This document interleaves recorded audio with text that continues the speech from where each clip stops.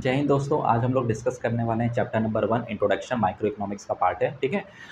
इसमें हम लोग क्या डिस्कस करेंगे, इकोनॉमी के बारे में करेंगे। इसके पहले मैंने एक वीडियो अपलोड की थी, ठीक है, जिसमें हमने इवोल्यूशन ऑफ इकोनॉमिक्स, ठीक है, why do we study economics, और हमने डेफिनेशन ऑफ इकोनॉमिक्स के बारे में डिस्कस किया था। ठीक है। डिस्क्रिप्शन में हम इसकी लिंक लगा देंगे, आप उसे चेकआउट कर लेना। ठीक है।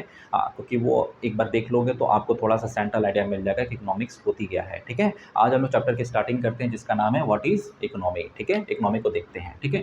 An economy is a system which provide people the means to work and earn a living. ठीक है। इसको समझते हैं ध्यान से। एक इकोनॉमी क्या होती है? एक ऐसी सिस्टम होती है जहाँ पर जो लोग हैं, यानी हम और आप, ठीक है, उन्हें क्या मिलता है?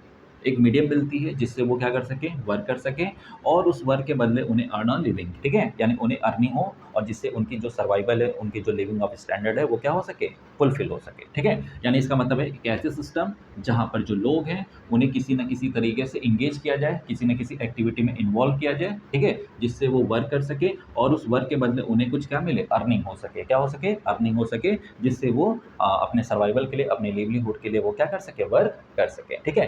तो यही सिस्टम को हम क्या बोलते हैं? इकोनॉमी बोलते हैं। क्या बोलते हैं? इकोनॉमी बोलते हैं। ठीक है। अब किसी इकोनॉमी को सिस्टमैटिकली रन करने के लिए कुछ कंपोनेंट्स बनाए गए हैं जिसका नाम है वाइटल कंपोनेंट्स ऑफ इकोनॉमी। एक एक करके हम लोग समझेंगे। ठीक है। तो जैसे ये जो कंपोनेंट है ये बनाए क्यों गए, इसको थोड़ा सा ध्यान से समझते हैं। ठीक है। जैसे घर में अगर मम्मी हमारी सब्जियां बनाती हैं तो उस सब्जी को बनाने के लिए बहुत सारी चीज़ों की ज़रूरत पड़ती है। ठीक है। जैसे सब्जी बनाने के लिए हमें तेल की ज़रूरत पड़ती है, हमें नमक की ज़रूरत पड़ती है, हमें मसालों की ज़रूरत पड़ती है। ठीक है कि नहीं? उसी तरीके से एक इकोनॉमिक को सिस्टमैटिकली रन करने के लिए हमें ये पाँचों कंपोनेंट की ज़रूरत पड़ती है। ठीक है। यही कंबाइन होके क्या करती हैं, एक सिस्टम बनाती हैं जिसका नाम है इकोनॉमी। ठीक है। समझते हैं एक एक करके कंपोनेंट्स को। ठीक है। तो पहला जो कंपोनेंट है उसका नाम है प्रोडक्शन। क्या नाम है? प्रोडक्शन।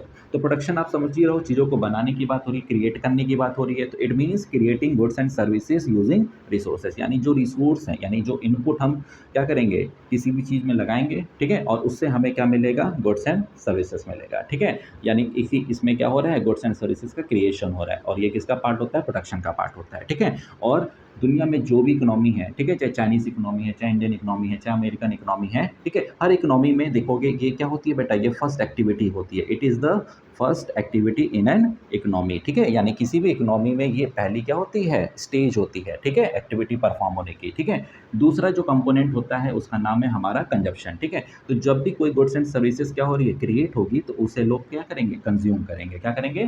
कंज्यूम करेंगे। तो it means using goods and services to satisfied our wants and need, यानी जैसी हमें ज़रूरत होती है जिस चीज़ों की, जो हमारे डिज़ायर होती हैं, अगर वो सेटिस्फाइड हो जाए, ठीक है, तो उसके लिए हम क्या करते हैं? गुड्स एंड सर्विसेज प्रोवाइड करते हैं, जिससे हमारी जो सेटिस्फैक्शन है, मतलब हमारी जो डिज़ायरनेस है, वो क्या हो सके? फुलफिल हो सके with the help of consumption. ठीक है। यानी यहाँ पे कंजप्शन का मतलब ही है कि चीज़ों को हमें यूज़ करना है। क्या करना है?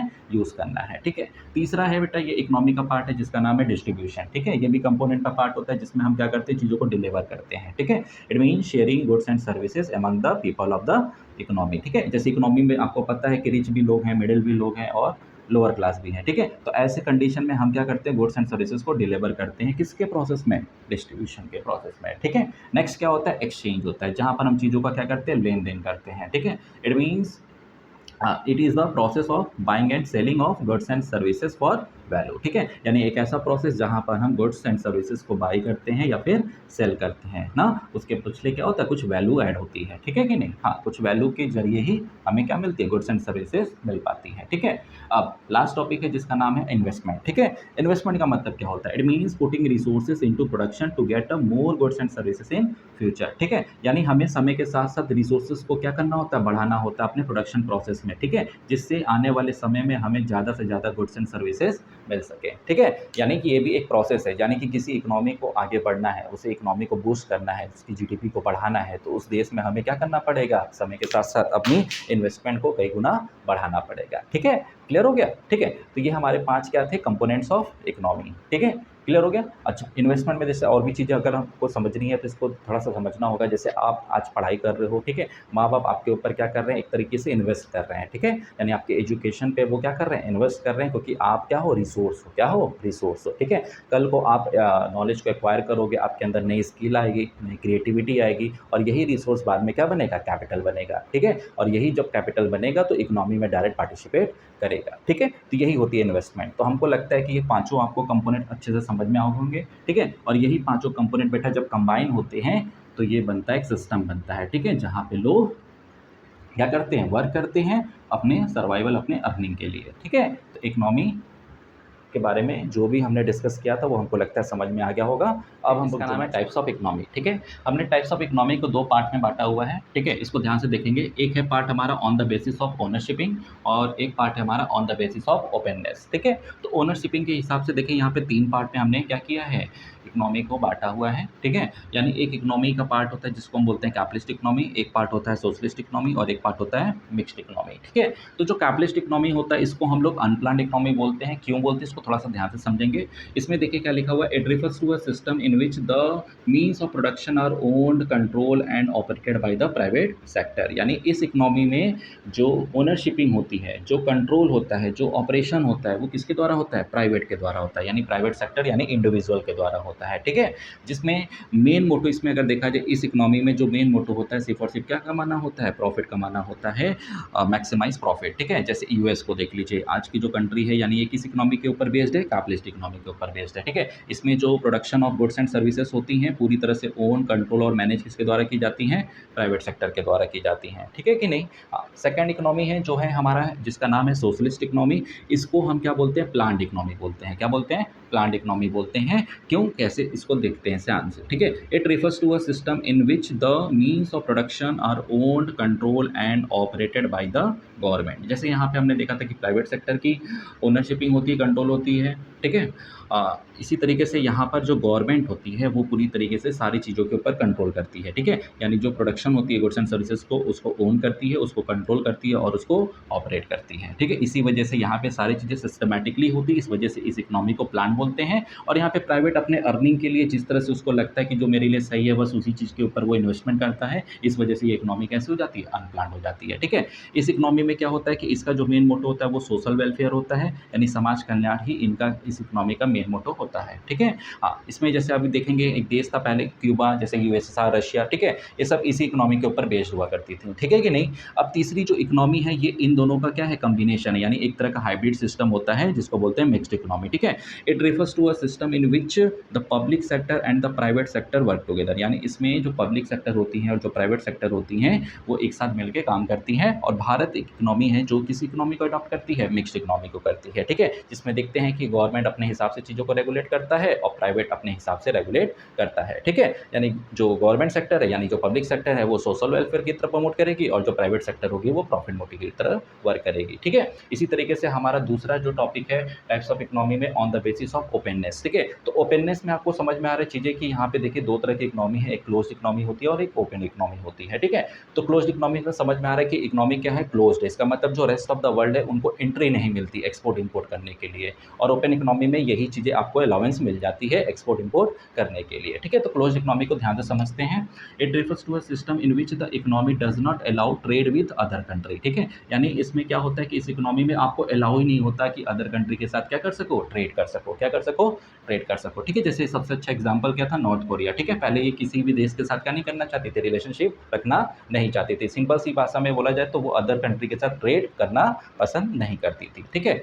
दूसरा जो है इकोनॉमी की बात करते हैं तो उसको हम बोलते हैं ओपन इकोनॉमी। इस इकोनॉमी में क्या होता है, it refers to a system in which the economy allow with trade with the other countries. यानी इस इकोनॉमी में क्या होता है कि आप अदर कंट्री के साथ क्या कर सकते हो, ट्रेड कर सकते हो, ठीक है। जैसे इंडिया को देख लीजिए, रशिया को देख लीजिए, चाइना को देख लीजिए, वो क्या करते हैं, एक्सपोर्ट इंपोर्ट करते हैं कि नहीं। तो ये इकोनॉमी कौन सी पार्ट की है, ओपन इकोनॉमी के पार्ट है, ठीक है। आई होप ये जो टॉपिक है टाइप्स ऑफ इकोनॉमी ये आपको अच्छे से क्लेरिफाई हो गया होगा। अब हम लोग इसके बाद का नाम है स्कैरसिटी एंड चॉइस, ठीक है। इसके पहले हमने डिस्कस किया था what is economy, vital components of economy और टाइप्स ऑफ इकोनॉमी, ठीक है। तो अब इकोनॉमी के बाद जो हमारा जो टॉपिक अराइज होता है वो है स्कैरसिटी और चॉइस का, ठीक है। इसको ध्यान से समझते हैं, ठीक है। स्कैरसिटी क्या होती है, it means limited resources in relation to unlimited wants, ठीक है। यानी इसका मतलब क्या हुआ कि जो हमारी वांट्स है यानी ह्यूमन वांट्स है जो कैसी हैं, अनलिमिटेड हैं, और उसके रिलेशन में जो रिसोर्सेज होते हैं लिमिटेड होते हैं, क्या होते हैं, लिमिटेड होते हैं, ठीक है। तो ऐसी ही कंडीशन को हम क्या बोलते हैं, स्कैरसिटी बोलते हैं। क्या बोलते हैं, स्कैरसिटी बोलते हैं, ठीक है। सिंपल सी चीज़ें हैं कि अगर आपकी जो डिज़ायर है वो अनलिमिटेड है और उसके रिस्पॉन्स में जो रिसोर्सेज है, जो अवेलेबिलिटी है वो क्या है, कम है, तो ऐसी कंडीशन को हम क्या बोलते हैं, स्कैरसिटी बोलते हैं, ठीक है। इसी तरीके से हम दूसरे डेफिनेशन को देखते हैं। Scarcity refers to the limitation of supply in relation to demand for the commodity, ठीक है। यानी अगर हम डिमांड और सप्लाई की कंपैरिजन करते हैं तो ऐसे कंडीशन में क्या होता है कि डिमांड बहुत ज़्यादा होती है कमोडिटी की और उसके रिस्पॉन्स में जो सप्लाई होती है बहुत ही कम होती है, ठीक है। तो ऐसी लिमिटेशन को ही हम क्या बोलते हैं, स्कैरसिटी बोलते हैं। क्या बोलते हैं, स्कैरसिटी, ठीक है। अब यहाँ पे देखिए नेक्स्ट टॉपिक लिखा हुआ है कि स्कैरसिटी जो होती है वो यूनिवर्सल प्रॉब्लम होती है, ठीक है। यानी स्कैरसिटी क्या है, यूनिवर्सल है, ठीक है।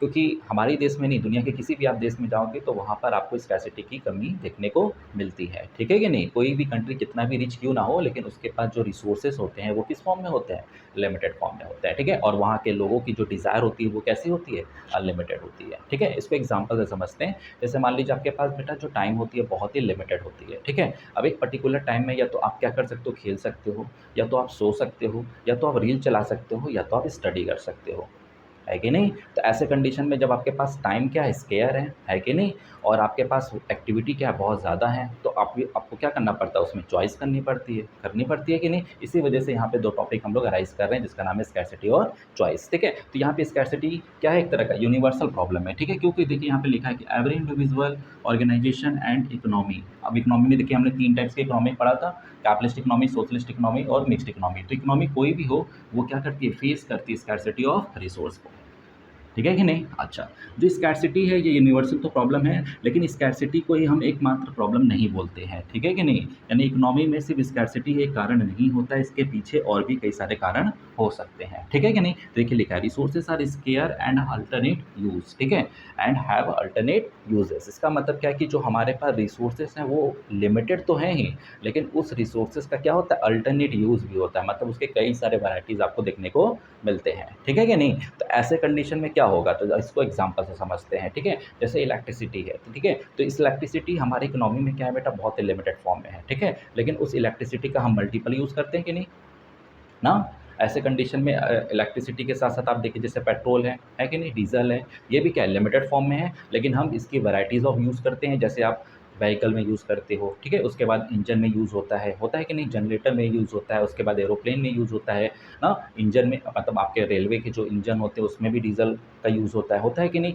तो ये चीज़ क्या बता रही है कि कहीं न कहीं हमारे पास रिसोर्स स्केयर हैं, लेकिन उनका हमें क्या करना होता है, अल्टरनेट यूज़ करना पड़ता है, ठीक है। जिस वजह से स्कैरसिटी अलोन क्या है, एक प्रॉब्लम नहीं है, एकमात्र कारण नहीं है। यानी इसके साथ-साथ बेटा चॉइस भी एक क्या होती है, इकोनॉमिक प्रॉब्लम होती है, ठीक है। यानी जब भी इस रिसोर्स स्केयर होते हैं और उनका हम अल्टरनेट यूज़ करते हैं, तो ऐसे कंडीशन में हमें क्या करना पड़ता है, चॉइस करना पड़ता है। क्या करना पड़ता है, चॉइस करना पड़ता है। क्लियर हो गया, ठीक है। अब चॉइस क्या होता है, तो इसको ध्यान से समझते हैं। It means selecting the best alternative from the available alternative, ठीक है। यानी जो भी आपके पास अल्टरनेटिव होते हैं, जो भी आपके पास स्केयर रिसोर्स होते हैं, उनका हमें क्या करना होता है, सिलेक्शन करना होता है। यानी कि जो बाकी के अल्टरनेटिव में जो सबसे बेस्ट होता है उसको हम सेलेक्ट करते हैं और बाकी चीज़ों को हम क्या कर देते हैं, फॉरगॉन कर देते हैं। क्या कर देते हैं, फॉरगॉन कर देते हैं, ठीक है। और यही चीज़ें बेटा अपॉर्चुनिटी कॉस्ट कहलाती हैं कि जो अपॉर्चुनिटी लॉस्ट होती है, ठीक है, उसी को हम अपॉर्चुनिटी कॉस्ट कहते हैं, ठीक है। वो हम लोग आगे डिस्कस करेंगे, ठीक है। और जो हम अवेलेबल रिसोर्सेज में जो रिसोर्सेज को हम चूज़ करते हैं उसी को हम क्या बोलते हैं, चॉइस बोलते हैं। क्या बोलते हैं, चॉइस बोलते हैं, ठीक है। हाँ, तो स्कैरसिटी और चॉइस हमको लगता है समझ में आ गया है। इसको और अच्छे से समझने के लिए एक और लास्ट एग्जांपल आपको हम समझा देते हैं। जैसे देखिए बेटा हमारी इकोनॉमी में जो वाटर है ना, वो क्या है, स्केयर है, ठीक है। जैसे हमारे यहाँ तो बनारस में देखेंगे तो पानी की ज़्यादा दिक्कत नहीं है, लेकिन अगर आप राजस्थान में चले जाते हो, ठीक है कि नहीं, हाँ, तो ऐसे कंडीशन में वहाँ पे क्या है बेटा, पानी की बहुत समस्या है, ठीक है। तो उनके पास जो पानी है वो लिमिटेड फॉर्म में है, तो अब उनको वो डिसाइड करना होता है उस पानी से या तो वो बर्तन धो लें, या तो वो कपड़े धो लें, या तो वो खुद नहा लें, ठीक है कि नहीं। या तो पानी को क्या करें बेटा, पीने में यूज़ करें, या फिर क्या करें, पानी की वो ज़ाहिर-सी बात है हम लोग जैसे यहाँ पे पानी की जगह गाड़ी धो लेते हैं, आस-पास के इलाके में पेड़-पौधे में पानी डाल देते हैं, ठीक है। लेकिन वो लोग बेटा वो अपने पानी को प्रिकॉशन के रूप में यूज़ करते हैं कि नहीं? क्योंकि उन्हें पता है कि भई अगर हम पानी को किसी जगह पे ज़्यादा यूज़ कर देंगे तो कहीं न कहीं उसकी कहीं न कहीं क्या आएगी, प्रॉब्लम आ जाएगी। क्या आ जाएगी, प्रॉब्लम। और इसी प्रॉब्लम को हम क्या बोलते हैं, स्कैरसिटी बोलते हैं, ठीक है कि नहीं? और जब भी कोई प्रॉब्लम आती है, यानी जब भी स्कैरसिटी आपके पास होती है तो आपको क्या करना पड़ता है, चॉइस करना पड़ता है। क्या करना पड़ता है, चॉइस करना पड़ता है। और इसी वजह से जो स्कैरसिटी है और जो चॉइस होते हैं वो कैसे चलते हैं, साथ साथ चलते हैं। कैसे चलते हैं, साथ साथ चलते हैं, जिस जो हम लोग आगे डिस्कस करेंगे इकोनॉमिक प्रॉब्लम में। ठीक है, आई होप ये वाली जो टॉपिक है आपको समझ में आ गई होगी। इसके बाद हम लोग नेक्स्ट टॉपिक देखते हैं जिसका नाम है इकोनॉमिक प्रॉब्लम। ठीक है, इकोनॉमिक प्रॉब्लम को समझने से पहले हम लोग एक क्वेश्चन के बारे में डिस्कस कर रहे हैं। ठीक है, जिसका नाम है why scarcity and choice go together. ठीक है, ऐसा क्यों होता है कि जो स्कैरसिटी है और जो चॉइस होती है वो साथ साथ चलती है। ठीक है, तो इस क्वेश्चन का जो आंसर है वो बेटा इस टॉपिक के अंदर ही है। अगर ये टॉपिक हम लोग अच्छे से समझ लेते हैं तो वो क्वेश्चन का आंसर आपको मिल जाएगा। ठीक है, तो उसको समझने से लिए उसके लिए हमें क्या करना पड़ेगा, इकोनॉमिक प्रॉब्लम को समझना पड़ेगा। ठीक है, इकोनॉमिक प्रॉब्लम क्या होती है, देखिए लिखा है कि it is a problem of choice involving the satisfaction of unlimited wants. ठीक है, यानी एक ऐसी प्रॉब्लम होती है जहाँ पे हमें क्या करना पड़ता है, चुनाव करना पड़ता है, यानी चॉइस करनी पड़ती है involving the satisfaction of unlimited wants. ठीक है, अब यहाँ पे जो ह्यूमन वांट्स होती है वो कैसी होती है, अनलिमिटेड होती हैं। और एक ह्यूमन को क्या चाहिए, सेटिस्फेक्शन चाहिए। कैसी सेटिस्फेक्शन चाहिए, मैक्सिमम सेटिस्फेक्शन चाहिए आउट ऑफ लिमिटेड रिसोर्सेज। यानी कि जो भी उसके पास आसपास संसाधन है वो उसे पता है कि वो लिमिटेड फॉर्म में है, लेकिन उसकी जो इच्छाएं हैं, उनकी जो सेटिस्फेक्शन है वो क्या है, मैक्सिमम है। क्या है, मैक्सिमम है। और साथ ही साथ जो रिसोर्सेज होते हैं उसका अल्टरनेट यूज़ भी होता है। कैसा यूज़ होता है, अल्टरनेट यूज़ भी होता है, जिस वजह से कहीं ना कहीं हमें एज अ कंज्यूमर को क्या करना पड़ता है, चॉइस करना पड़ता है। क्या करना पड़ता है, चॉइस करना पड़ता है। और जब भी ऐसी कोई कंडीशन आती है तो उस वजह से जो प्रॉब्लम अराइज होती है उसको हम लोग क्या बोलते हैं, इकोनॉमिक प्रॉब्लम बोलते हैं। ठीक है, अब ये जो इकोनॉमिक प्रॉब्लम होती है वो बेसिकली 3 वजह से होती है। ठीक है, यानी कि जो हम लोग डिस्कस कर रहे हैं उसको इन डेप्थ में आप समझेंगे एक एक करके। ठीक है, यानी जो पहला कारण होता है इकोनॉमिक प्रॉब्लम होने का वो है स्कार्सिटी ऑफ रिसोर्सेज। ठीक है, जैसे हमने बेटा पीछे टॉपिक में डिस्कस किया था कि जो इकोनॉमी होती है वो 3 तरह की होती है, चाहे कैपिटलिस्ट हो, चाहे सोशलिस्ट हो, चाहे मिक्स हो। ठीक है, हर एक इकोनॉमी में बेटा इकोनॉमिक प्रॉब्लम देखने को मिलती है। और ऐसे कंडीशन में कहीं ना कहीं जो मतलब जो भी इकोनॉमी है उनके पास जो रिसोर्सेज होते हैं वो स्केयर होते हैं, यानी लिमिटेड होते हैं। ठीक है, यानी रिसोर्सेज में जैसे मान लीजिए आपके पास लैंड है, या आपके पास जो लेबर है, या जो आपके पास कैपिटल है, इनको बेटा हम लोग फैक्टर ऑफ प्रोडक्शन बोलते हैं। इसके बारे में हम लोग आगे डिस्कस करेंगे आगे वाले चैप्टरों में। ठीक है, अभी बस इतना समझिए कि रिसोर्सेज चाहे लैंड हो, चाहे लेबर हो, चाहे कैपिटल हो, वो किस फॉर्म में होते हैं, लिमिटेड फॉर्म में होते हैं। किस फॉर्म में होते हैं, लिमिटेड फॉर्म में होते हैं in relation to their demand. यानी कि जितनी डिमांड की जाती है उसके रिस्पॉन्स में जो रिसोर्सेज की अवेलेबिलिटी होती है वो किस फॉर्म में होती है, लिमिटेड फॉर्म में होती है। ठीक है, और आगे क्या लिखा है, and the economy can't produce all that people's wants. ठीक है, यानी जो लोगों की जो इच्छाएं, जो वांट्स है ना, उसके अकॉर्डिंग हम क्या नहीं कर पाते, चीज़ों को प्रोड्यूस नहीं कर पाते। ठीक है, प्रोड्यूस क्यों नहीं कर पाते, क्योंकि उसके रिस्पॉन्स में अगर देखा जाए तो रिसोर्स कैसे होते हैं, लिमिटेड होते हैं। और वांट्स जैसे हमने देखा था कि भाई अनलिमिटेड होते हैं, तो ऑब्वियस सी बात है कि हम चीज़ों को उतना प्रोड्यूस नहीं कर पाते जितने लोग डिज़ायर करते हैं। ठीक है, इसी वजह से क्यों, क्योंकि बेटा ये प्रॉब्लम है जिसका नाम है स्कैरसिटी ऑफ रिसोर्स। ठीक है, पहला टॉपिक क्लियर हो गया। दूसरा देखते हैं बेटा अनलिमिटेड ह्यूमन वांट्स। ठीक है, यानी ह्यूमन वांट्स कैसी होती है, अनलिमिटेड होती हैं। ठीक है, क्यों ऐसा बोला गया कि human wants are never ending. ठीक है, यानी ह्यूमन की जो वांट्स होती हैं वो कभी भी ख़त्म नहीं हो सकती। यानी कि हमारी या आपकी या इकोनॉमी में कोई भी ऐसा पर्सन है उसकी जो वांट्स होती है, जो डिज़ायर होती है, वो कभी भी एंड नहीं हो सकती। क्यों नहीं हो सकती, तो that is they can never be fully satisfied. ठीक है, सबसे बड़ा जो कारण है बेटा, कभी भी कोई कंज्यूमर क्या नहीं हो सकता, सेटिस्फाइड नहीं हो सकता। ठीक है कि नहीं। और हाँ, ह्यूमन की जो प्रायोरिटीज़ होती है वो भी क्या करती है, वैरी करती है। क्या करती है, वैरी करती है। ठीक है, जैसे मेरी जो प्रायोरिटी होगी वो अलग होगी, आपकी जो प्रायोरिटी होगी वो अलग होगी। ठीक है, और जिस वजह से जो लोगों की प्रायोरिटी अलग होने की वजह से कभी भी जो पर्सन होता है वो सेटिस्फाइड नहीं हो पाता है। ठीक है कि नहीं। आगे क्या लिखा है बेटा, as soon as one wants is satisfied. अगर मान लो किसी पर्सन की डिज़ायर जो है, जो सेटिस्फैक्शन है, वो फुलफिल हो भी जाती है ना शॉर्ट पीरियड के लिए, तो लॉन्ग रन में बेटा अनदर न्यू वांट्स इमर्ज या अराइज हो जाती है। ठीक है, तो जैसे ही एक वांट्स पूरी होती है, आपकी दूसरी वांट्स क्या हो जाती है, इमर्ज हो जाती है। क्या हो जाती है, इमर्ज हो जाती है, जिस वजह से ह्यूमन वांट्स कभी भी एंड नहीं होती, कभी भी ख़त्म नहीं होती। और तीसरा बेटा जो प्रॉब्लम है जिसका नाम है अल्टरनेट यूज़। ठीक है, अल्टरनेट यूज़ क्या कहता है, देखिए इसमें लिखा है resources are not only scarce. जैसा भी हमने पढ़ा, रिसोर्सेज सिर्फ स्केयर नहीं है, but they can be put to various uses. ठीक है, रिसोर्स स्केयर के साथ साथ क्या है, उनकी कई सारे वैरायटीज़ भी बनाई जाती हैं। क्या बनाई जाती हैं, वैरायटीज़, यानी कि उनको हम कई सारी चीज़ों में यूज़ करते हैं, जिस वजह से हमें क्या करना पड़ता है, चॉइस करनी पड़ती है। क्या करनी पड़ती है, चॉइस करनी पड़ती है। It make choice among the resources more important, यानी कि जो रिसोर्स हमारे लिए इंपॉर्टेंट होते हैं एक पर्टिकुलर पॉइंट ऑफ टाइम में, उस रिसोर्सेज को हम चूज़ करते हैं, बाकी रिसोर्सेज को हम उस समय क्या करते हैं, इग्नोर करते हैं। क्यों, क्योंकि रिसोर्सेज क्या है, लिमिटेड है। क्या है, लिमिटेड है। और साथ ही साथ उस रिसोर्सेज का हमें कैसा सा यूज़ करना होता है, अल्टरनेटिव यूज़ करना पड़ता है, ठीक है। इसको एग्जांपल से अच्छे से समझते, जैसे देखिए बेटा आपके पास जो मिल्क है, ठीक है, दूध है, तो मिल्क क्या है बेटा, अगर पूरे इकोनॉमी में देखोगे, पूरे वर्ल्ड में देखोगे तो ये किस फॉर्म में दिखती हैं आपको, लिमिटेड फॉर्म में दिखती हैं, ठीक है। लेकिन आपको पता है कि जो मिल्क होते हैं उसके हम कई सारे वैराइटीज़ बनाते हैं कि नहीं, यानी मिल्क के अगर देखा जाए तो उससे मिठाई स्वीट्स बनाई जाती है, उससे पनीर बनाई जाती है, उससे दही बनाई जाती है ना, हाँ, उससे रबड़ी बनाई जाती है कि नहीं। तो ऐसे कंडीशन में क्या है, जिस चीज़ों की वैराइटीज़ बहुत ज़्यादा होती हैं तो उसको बेटा बोलते हैं हम लोग मल्टीपल यूज़, क्या बोलते हैं, मल्टीपल यूज़। तो उसी चीज़ की बात हो रही है अल्टरनेटिव यूज़ में, ठीक है। यानी रिसोर्सेज स्केयर होने के साथ साथ उनके हम कई सारे वैराइटीज़ बनाते हैं, जिस वजह से हम कंज्यूमर को एक हद तक यानी शॉर्ट पीरियड ऑफ टाइम में क्या कर पाते हैं, सेटिस्फाइड कर पाते हैं, क्या कर पाते हैं, सेटिस्फाइड कर पाते हैं, ठीक है। लेकिन अगर मान लीजिए अगर हम उसी मिल्क की प्राइस को क्या कर देते हैं, बढ़ा देते हैं, तो ओवरऑल जो कमोडिटीज़ की प्राइस होगी वो क्या हो जाएगी, बढ़ जाएगी। तो ऐसे कंडीशन में कंज्यूमर क्या करेगा, जब उस मिल्क की रिक्वायरमेंट होगी, ठीक है, मतलब जो मिल्क की सबसे ज़्यादा नेसेसिटीज़ होगी उसी चीज़ का वो यूज़ करेगा, ठीक है। अगर उसको लगता है कि नहीं मेरे लिए अभी इस समय चाय बनाना ज़रूरी है तो वो चाय बनाएगा, अगर उसको लगता है नहीं पनीर मुझे खाना ज़रूरी है तो पनीर खाएगा, लेकिन वो सारे वैराइटीज़ को यूज़ नहीं करेगा, ठीक है कि नहीं, एक पर्टिकुलर पॉइंट ऑफ टाइम में, ठीक है।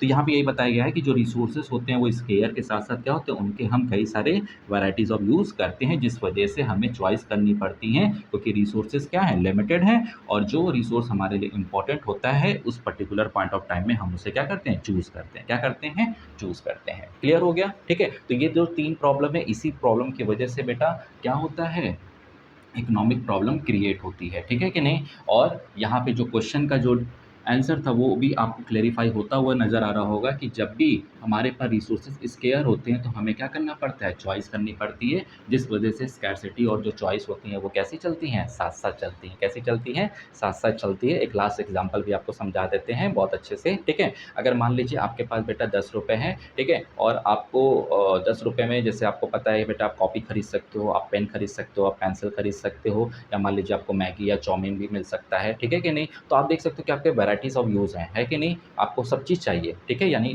डिमांड्स क्या है आपकी, अनलिमिटेड है, अलग-अलग वैराइटीज़ दिख रही हैं, लेकिन आपके पास बेटा जो वर्थ ऑफ मनी है वो ₹10 ही है। इसका मतलब जो रिसोर्सेज़ आपके पास है वो कितने हैं, ₹10 हैं, यानी लिमिटेड फॉर्म में है। तो ऐसे कंडीशन में जब भी कोई भी चीज़ हमारे पास स्केयर होती हैं, तो हमें क्या करना पड़ता है, उस पर्टिकुलर वैराइटीज़ में से कोई ना कोई इम्पोर्टेंट आइटम को हमें क्या करना होगा, चूज़ करना पड़ेगा। क्या करना पड़ेगा?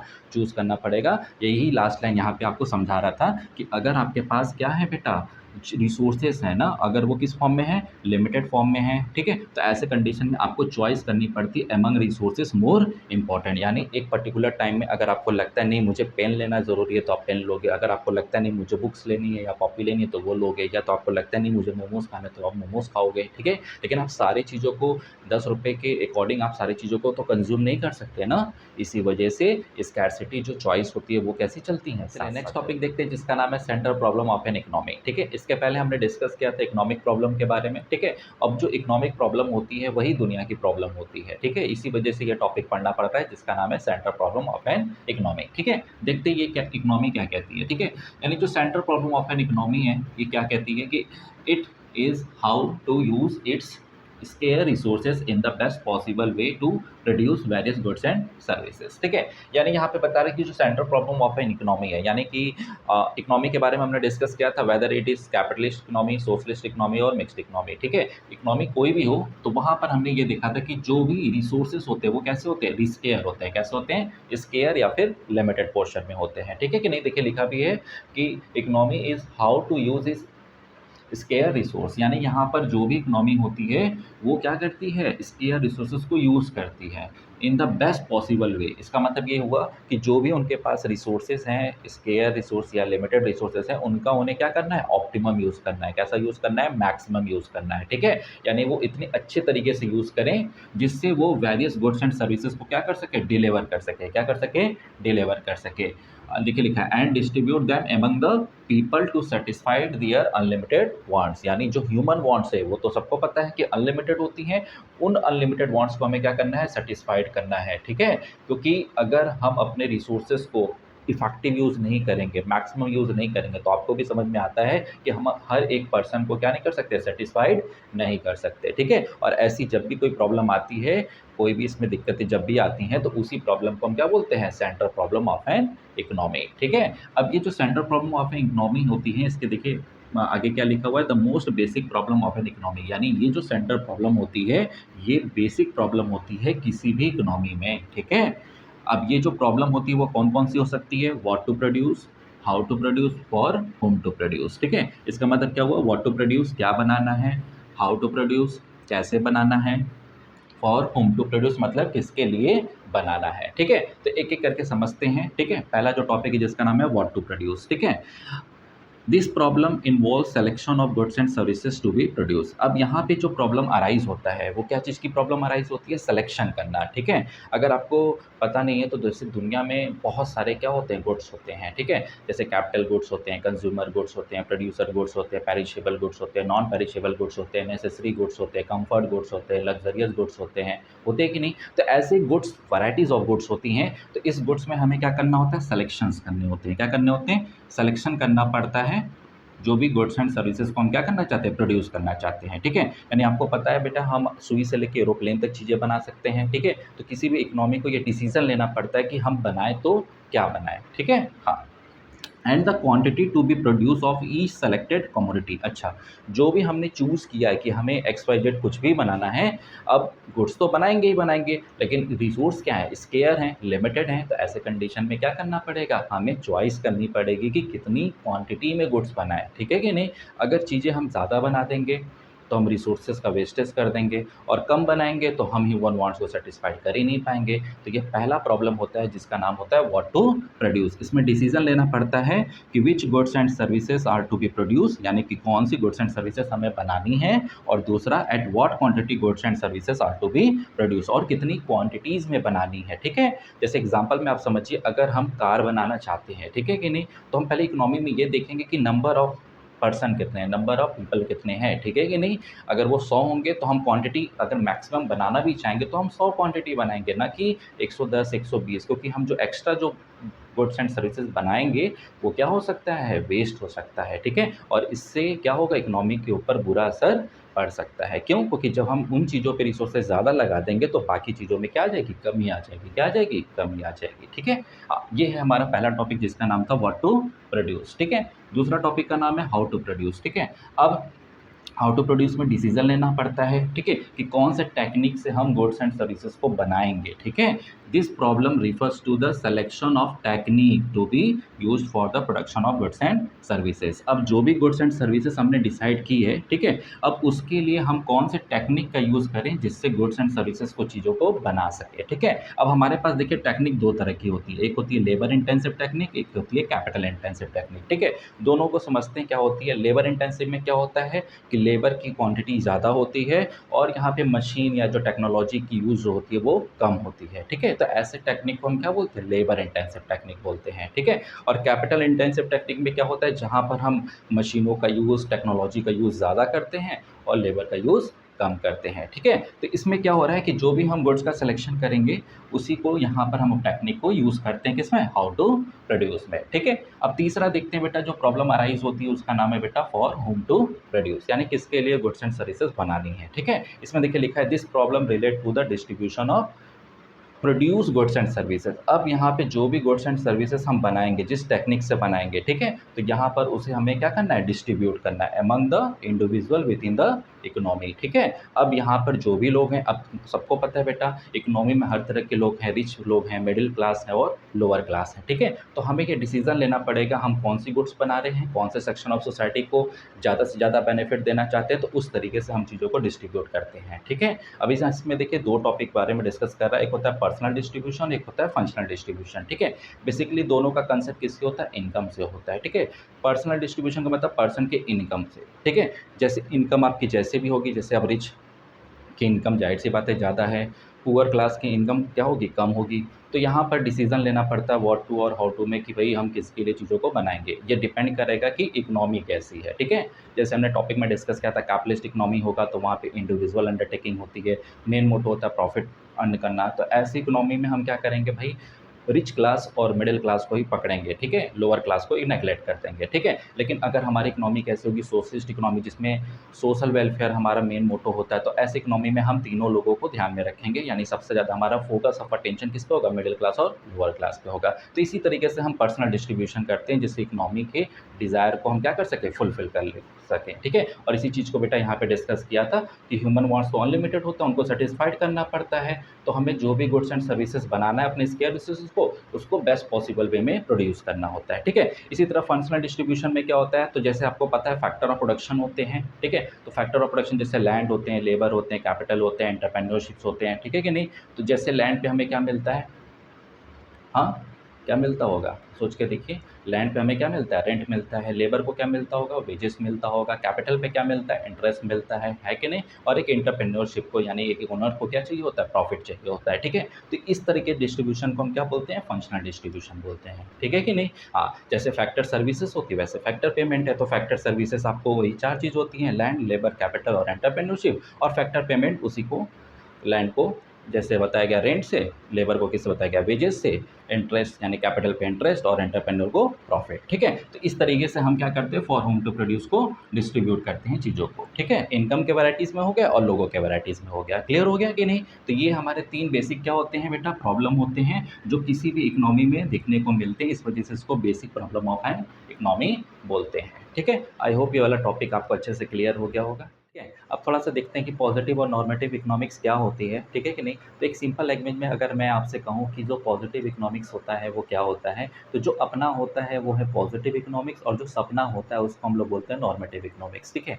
अब ये टर्म जो मैंने यूज़ किया है, इसको जब हम लोग ये पॉइंट्स को क्लेरिफ़ाई करेंगे तो आपको अच्छे से समझ में आ जाएगा कि पॉजिटिव और नॉर्मेटिव इकोनॉमिक्स क्यों अपना होता है और जो नॉर्मेटिव इकोनॉमिक्स है क्यों सपना होता है, ठीक है कि नहीं? तो देखते हैं बेटा पॉजिटिव इकोनॉमिक्स क्या होता है, ठीक है। तो positive economics study the fact of life, यानी कि जो पॉजिटिव इकोनॉमिक्स में जो भी चीज़ हम स्टडी करते हैं वो फैक्ट की बात करते हैं ना, रियल चीज़ों की बात करते हैं जो रियल लाइफ के ऊपर बेस्ड होती है, ये क्या होती है पॉजिटिव इकोनॉमिक्स, ठीक है। बेसिकली इसमें हम लोग क्या बात करते हैं, it deals with what is, what was और व्हाट विल बी, ठीक है। यानी इसमें हम लोग डिस्कस करते हैं क्या है, क्या था और क्या होगा, ठीक है कि नहीं। लेकिन अगर हम नॉर्मेटिव इकोनॉमिक्स की बात करते हैं तो normative economics tell us what ought to be, यानी इसमें जो बेटा हम जो डिस्कशन करते हैं, जो स्टडी करते हैं, व्हाट ऑट टू बी यानी क्या होना चाहिए, ठीक है। और how the economic problem should be solve, और जो बेटा इकोनॉमिक प्रॉब्लम है वो कैसे सॉल्व होना चाहिए उसके ऊपर डिस्कस करते हैं किसमें, नॉर्मेटिव इकोनॉमिक्स में, ठीक है कि नहीं। अगर आगे बात करते हैं पॉजिटिव इकोनॉमिक्स में बेटा वेरिफिकेशन की बात करते हैं, तो जाहिर सी बात है इसमें फैक्ट ऑफ लाइफ की बात होती है, रियलिटी की बात होती है, इस वजह से यहाँ पर जो एक्चुअल डेटा होता है उसको हम क्या करते हैं, वेरीफाई करते हैं, ठीक है कि नहीं। लेकिन यहाँ पे जैसे हमने आपको बताया था ये सपना होता है, इस वजह से यहाँ पर कोई भी क्या नहीं होती, एक्चुअल डेटा हमारे पास नहीं होती, जिस वजह से हम इसको वेरीफाइड नहीं कर पाते हैं, ठीक है कि नहीं।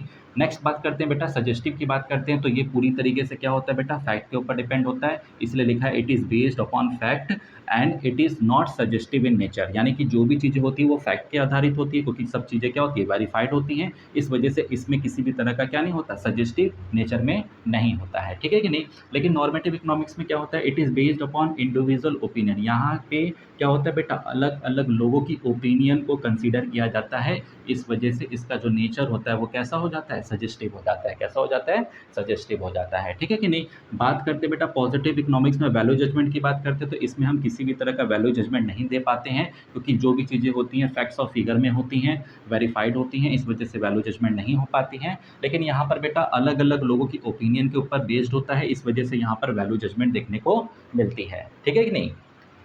बात करते हैं बेटा इसकी पर्पस की बात करते हैं, तो it aims to make a real और फैक्चुअल डिस्क्रिप्शन, ठीक है। यानी यहाँ पर जो भी चीज़ हम बात करते हैं वो रियल होती है और फैक्चुअल डिस्क्रिप्शन पे बेस्ड होती है, ठीक है कि नहीं। लेकिन बेटा नॉर्मेटिव इकोनॉमिक्स में क्या करते हैं बेटा, इसमें जो भी चीज़ें होती हैं it aims to make an ideal और डिज़ायर डिस्क्रिप्शन होती है, मतलब वो चीज़ें अभी है नहीं लेकिन हमारी डिज़ायर होती है, ठीक है। तो उसके ऊपर जो बेस्ड होता है सिचुएशन, वो कौन होता है, नॉर्मेटिव इकोनॉमिक्स, इसका ये पर्पस होता है, ठीक है कि नहीं। जैसे सिंपल सी चीज़ है बेटा, जो आपके समय अभी इस समय प्रेजेंट में जो चीज़ें आपके पास हैं वो है बेटा पॉजिटिव इकोनॉमिक्स, और जो फ्यूचर में आप डिज़ायर कर रहे हो कि ये हो जाए या ये हो जानी चाहिए, तो वो हमारी क्या होती है, नॉर्मेटिव इकोनॉमिक्स, ठीक है। इसलिए हमने जैसे बताया था कि जो अपना है वो क्या है, पॉजिटिव इकोनॉमिक्स, और जो सपना है वो क्या है, नॉर्मेटिव इकोनॉमिक्स है, ठीक है कि नहीं। लास्ट क्या है बेटा, एग्जाम्पल को अगर देखें तो समझा जाए तो क्या लिखा है बेटा, prices in Indian economy is constantly rising, ठीक है। बेटा इंडियन इकोनॉमी में जो महंगाई है, जो प्राइसेस हैं, वो क्या हो रही है, दिन प्रतिदिन बढ़ रही है। क्या हो रही है, बढ़ रही हैं। तो इसका मतलब क्या हुआ बेटा, ये वेरीफाइड हुआ होगा एक्चुअल डेटा से, है कि नहीं, ये फैक्ट है, ये चीज़ समझ में आती है। लेकिन अगर हम बात करते हैं यहाँ पर, यानी इसके एग्जांपल को देखते हैं तो India should take step to control rising prices, ठीक है। यानी यहाँ पर हमें क्या बोलने की बात हो रही है कि बेटा जो प्राइस जो राइज हो रही है, जो महंगाई बढ़ रही है, उसको क्या करना है, कंट्रोल करना है। क्या करना है, कंट्रोल करना है, ठीक है कि नहीं। अब इसके लिए बेटा हमारे पास कोई एक्चुअल डेटा तो अभी है नहीं कि कैसे चीज़ों को वेरीफाई करना है, ठीक है कि नहीं। तो यहाँ पर सब चीज़ें क्या होती है, वर्चुअल होती हैं। कैसी होती हैं, एक तरीके से डिज़ायर डिस्क्रिप्शन होती है, ठीक है कि नहीं। हाँ, अगर दूसरे एग्जाम्पल की बात करते हैं बेटा, देखिए यहाँ पे लिखा है there are income inequalities in our countries, ठीक है। सबको पता है बेटा कि भारत में क्या हो रहा है, या दुनिया के किसी भी कोने में आप जाइए तो इनकम इक्वालिटीज़ क्या हो रही है, बहुत ज़्यादा बढ़ रही है। अमीर अमीर होता चला जा रहा है और गरीब गरीब होता चला जा रहा है, ठीक है कि नहीं। लेकिन यहाँ पर अगर हम बात करते हैं नॉर्मेटिव इकोनॉमिक्स में, तो income inequality should be reduce. यहाँ पे ये बोला जा रहा है, लोगों का अलग अलग ओपिनियन होता है कि भाई जो महंगाई है उसे क्या करना है, कम करना है, और जो बेटा इनकम इक्वालिटी से उसे क्या करना है, रिड्यूस करना है, ठीक है कि नहीं। तो मुझे लगता है बेटा पॉजिटिव और नॉर्मेटिव इकोनॉमिक्स बहुत अच्छे से समझ में आ गया होगा, ठीक है। इसके बाद हम लोग नेक्स्ट टॉपिक देखते हैं जिसका नाम है micro economics and macro economics, ठीक है। देखते हैं क्या होती है, ठीक है। माइक्रो और मैक्रो इकोनॉमिक्स क्या होती है, इकोनॉमिक्स की ब्रांच होती है, ठीक है। थोड़ा सा इकोनॉमिक्स के बारे में यहाँ पे लिखा हुआ है, थोड़ा सा देख लेते हैं कि what is economics all about. Economics all about के हिसाब से देखा जाए तो ये क्या होता है, ठीक है कि नहीं। Economics is all about making choices in the presence of scarcity, ठीक है। मतलब ये बेटा कि जब भी स्कैरसिटी की प्रेजेंस आपको दिखेगी तो आपको क्या करना होता है, चॉइस करना पड़ता है। क्या करना पड़ता है, चॉइस करना पड़ता है। ये सब चीज़ें हमने पीछे भी डिस्कस किया हुआ है, ठीक है। It is study human behaviour as a relationship between means and ends, ठीक है। यानी यहाँ पर इकोनॉमिक्स में हम क्या करते हैं, ह्यूमन बिहेवियर की स्टडी करते हैं, जहाँ पर रिलेशनशिप देखते हैं मीन्स और एंड्स, मतलब रिसोर्सेस एंड ह्यूमन वांट्स में, ठीक है। जैसे हमने देखा था कि रिसोर्सेज क्या होता है, लिमिटेड होते हैं, और ह्यूमन वांट्स क्या होती हैं, अनलिमिटेड होती हैं। तो इन दोनों के रिलेशनशिप को, ठीक है, किससे कंपैरिजन करते हैं, उसके बिहेवियर से, ठीक है, ह्यूमन के बिहेवियर से। उसकी की स्टडी को ही हम क्या बोलते हैं, इकोनॉमिक्स बोलते हैं। क्या बोलते हैं, इकोनॉमिक्स बोलते हैं, ठीक है। अच्छा, आगे देखते हैं बेटा, जो इकोनॉमिक्स की जो ब्रांचेस होती है वो बेसिकली दो हैं, एक होती है माइक्रो इकोनॉमिक्स और एक होती है मैक्रो इकोनॉमिक्स, ठीक है। तो माइक्रो इकोनॉमिक्स क्या होती है, तो इसको ग्रीक वर्ड में क्या बोला जाता है, इसको हम लोग देखते हैं, ठीक है। The terms micro has been derive from Greek word micros, ठीक है। यानी ग्रीक भाषा में, ठीक है, ग्रीक वर्ड में माइक्रो का मतलब क्या होता है, माइक्रोस, ठीक है। और माइक्रोस को क्या बोला जाता है, स्मॉल बोला जाता है। क्या बोला जाता है, स्मॉल बोला जाता है। इसी तरीके से मैक्रो इकोनॉमिक्स में देखा जाए तो the terms macro has been derive from Greek word macros, ठीक है, विच मीन्स लार्ज, ठीक है। इसी तरीके से ग्रीक वर्ड में अगर मैक्रोस को क्या बोलते हैं बेटा, मैक्रोस बोलते हैं, जिसका मतलब होता है लार्ज होता है। क्या होता है, लार्ज होता है, ठीक है। इसी तरीके से आगे देखा जाए बेटा तो माइक्रो इकोनॉमिक्स, ठीक है, इसमें जो आई है ये स्टैंड फॉर क्या करता है बेटा, इंडिविजुअल। देखिए लिखा है in micro economics the letter I stand for individual, that is it study the economic behaviour of individual, ठीक है। यानी यहाँ पर जो आई स्टैंड करता है वो इंडिविजुअल को करता है, जिसका मतलब होता है कि हम यहाँ पर यानी माइक्रो इकोनॉमिक्स में हम स्टडी क्या करते हैं, इकोनॉमिक बिहेवियर किसके, इंडिविजुअल की, किसकी, इंडिविजुअल की, ठीक है। लेकिन मैक्रो इकोनॉमिक्स में क्या होता है कि in macro economics the letter A, यानी कि यहाँ पे जो ए है ये स्टैंड किससे करता है बेटा, एग्रीगेट से करता है, ठीक है। That is it study the economic behaviour of aggregate, ठीक है। यानी कि यहाँ पे हम जो स्टडी करते हैं वो किस बेसिस में करते हैं, एग्रीगेट में करते हैं, ठीक है, यानी इकोनॉमी एज अ होल में करते हैं, ठीक है। जैसे यहाँ पर हम इंडिविजुअली स्टडी करते हैं, वहाँ पर हम एग्रीगेट एज अ होल करते हैं, ठीक है। अगर हम बात करते हैं बेटा माइक्रो इकोनॉमिक्स के फादर की बात करते हैं तो उनका नाम है बेटा अल्फ्रेड मार्शल, और इसी तरह से मैक्रो इकोनॉमिक्स के अगर फादर की बात करते हैं उनका नाम है जॉन मेनार्ड किंग्स, ठीक है। और बेटा पहली बार बेटा जो माइक्रो और जो मैक्रो के टर्म को ना रिप्रेजेंट करने वाला जो पर्सन था उसका नाम था प्रोफेसर रैगनार फ्रिच, ठीक है। यानी रैगनार नाम से समझ में आता है, एक सीरीज आती थी वाइकिंग्स करके, उसमें भी रैगनार लॉथब्रुक का नाम होता था। तो वो कहाँ का रहता था, वाइकिंग्स जो होते थे वो कहाँ के होते हैं बेटा, नॉर्वे के होते। तो ये भी बेसिकली कहाँ से हैं बेटा, नॉर्वे के ही हैं, ठीक है। इन्होंने पहली बार बेटा माइक्रो और मैक्रो के टर्म्स को क्या किया था, पहली बार डिस्कस किया था, ठीक है कि नहीं। और बाद में इकोनॉमिक्स यही दोनों क्या बन जाएंगे, ब्रांच बन जाएंगे। क्या बन जाएंगे, ब्रांच बन जाएंगे, ठीक है। अब हम लोग इसके बाद बेटा नेक्स्ट टॉपिक पढ़ेंगे जिसका नाम है difference between micro and macro economics. अभी हम लोग थोड़ा सा और डिटेल में पढ़ेंगे कि माइक्रो और मैक्रो क्या होते हैं, उसको देखते हैं, ठीक है। चलिए आगे देखते हैं difference between micro and macro economics, ठीक है। सबसे पहले इसके मीनिंग को देखते हैं। It is that part of economic theory which study the behaviour of individual unit of an economy. ठीक है, यानी माइक्रो इकोनॉमिक्स में हम क्या करते हैं, कौन से पार्ट ऑफ इकोनॉमिक थ्योरी को पढ़ते हैं जहाँ पे हम स्टडी करते हैं behaviour of individual unit of an economy. ठीक है, यानी यहाँ पर जो भी स्टडी हम करते हैं वो इंडिविजुअल यूनिट के हिसाब से करते हैं। ठीक है कि नहीं? लेकिन मैक्रो इकोनॉमिक्स में क्या होता है, it is that part of economic theory which study the behaviour of aggregate of the economy as a whole. यानी कि इसमें हम इकोनॉमिक थ्योरी यानी उस पार्ट की स्टडी हम करते हैं जहाँ पर बिहेवियर हम किसकी बात करते हैं, एग्रीगेट की बात करते हैं। मतलब यहाँ पे जो स्टडी होती है वो इंडिविजुअल यूनिट की होती है और यहाँ पे जो स्टडी होती है वो एग्रीगेट यूनिट की होती है, यानी इकोनॉमी एज अ होल। ठीक है, आगे हम बात करते हैं माइक्रो और मैक्रो इकोनॉमिक्स में, तो इसके टूल्स की बात करते हैं, औजार जिससे होता है। ठीक है, तो टूल्स का मतलब, ठीक है, औजार यानी डिमांड और सप्लाई होते हैं। मतलब जो माइक्रो इकोनॉमिक्स में जो स्टडी होती है वो डिमांड और सप्लाई यानी इनके मेन टूल्स होते हैं। ठीक है, लेकिन हम मैक्रो इकोनॉमिक्स में अगर बात करते हैं तो इनके लिए बेटा जो एग्रीगेट डिमांड होती है और जो एग्रीगेट सप्लाई होती है इनकी टूल्स होती है। ठीक है कि नहीं? बेसिकली देखिए यहाँ पे जब इंडिविजुअल यूनिट की हम बात करते हैं तो इंडिविजुअल डिमांड की बात कर रहे हैं, यानी हमारी डिमांड कैसी है, आपकी डिमांड कैसी है, तो उसकी स्टडी हम लोग कहाँ करते हैं, माइक्रो इकोनॉमिक्स में करते हैं। और जब हम सारे लोगों की डिमांड की बात करते हैं, सारे लोगों की सप्लाई की बात करते हैं, तो वो एग्रीगेट टर्म हो जाता है। क्या हो जाता है? एग्रीगेट टर्म हो जाता है। ठीक है, आगे बात करते हैं बेसिक ऑब्जेक्टिव की बात करते हैं, तो it aims to determine the price of the commodity और फैक्टर ऑफ प्रोडक्शन। यानी इसका जो बेसिक ऑब्जेक्टिव होता है वो प्राइस का डिटर्मिनेशन करना ही होता है या फिर फैक्टर ऑफ प्रोडक्शन के बारे में जानना ही होता है। ठीक है, उसकी डिटर्मिनेशन ही क्या कहलाती है, बेसिक ऑब्जेक्टिव कहलाती है। ठीक है, इसी तरीके से मैक्रो इकोनॉमिक्स की अगर बात करते हैं तो इसका जो एम होता है वो डिटरमाइन किसको करता है, इनकम को और एम्प्लॉयमेंट के लेवल ऑफ इकोनॉमी को। ठीक है कि नहीं? बेसिकली यहाँ पर हम इनकम का डिटर्मिनेशन करते हैं और एम्प्लॉयमेंट लेवल की डिटर्मिनेशन कर पाते हैं किसकी स्टडी में, मैक्रो इकोनॉमिक्स की स्टडी में। ये इसका बेसिक ऑब्जेक्टिव होता है। ठीक है, नेक्स्ट बात करते हैं माइक्रो इकोनॉमिक्स में डिग्री ऑफ एग्रीगेशन। ठीक है, यानी it involves a limited degree of aggregation. इसका मतलब क्या हुआ बेटा कि जाहिर सी बात है हम यहाँ पे स्टडी इंडिविजुअल यूनिट की करते हैं तो इसके पास जो एग्रीगेशन की जो डिग्री होती है वो कैसी होती है, लिमिटेड होती है। और मैक्रो इकोनॉमिक्स में जो एग्रीगेशन की जो डिग्री होती है वो सबसे हाईएस्ट होती है। क्या होती है?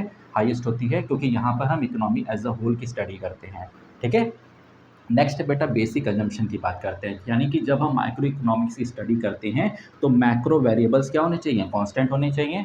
और जब हम मैक्रो इकोनॉमिक्स स्टडी करते हैं तो माइक्रो वेरिएबल क्या होने चाहिए, कांस्टेंट होने चाहिए। ठीक है, मतलब सिंपल सी चीज़ ये है बेटा कि जब हम माइक्रो इकोनॉमिक्स स्टडी करेंगे तो aggregate income, aggregate demand, aggregate supply, ये सब चीज़ें क्या होनी चाहिए, कांस्टेंट होनी चाहिए। और जब हम एग्रीगेट डिमांड और एग्रीगेट सप्लाई की बात करेंगे तो इंडिविजुअल डिमांड और इंडिविजुअल सप्लाई जो होनी चाहिए वो क्या होनी चाहिए, कांस्टेंट होनी चाहिए। ठीक है कि नहीं? हाँ, नेक्स्ट देखते हैं बेटा अदर नेम की अगर हम बात करते हैं तो जो माइक्रो इकोनॉमिक्स होता है उसको अदर नेम यानी कि the micro economics is also known as price theory, यानी हम माइक्रो इकोनॉमिक्स को बेटा प्राइस थ्योरी के नाम से भी जानते हैं।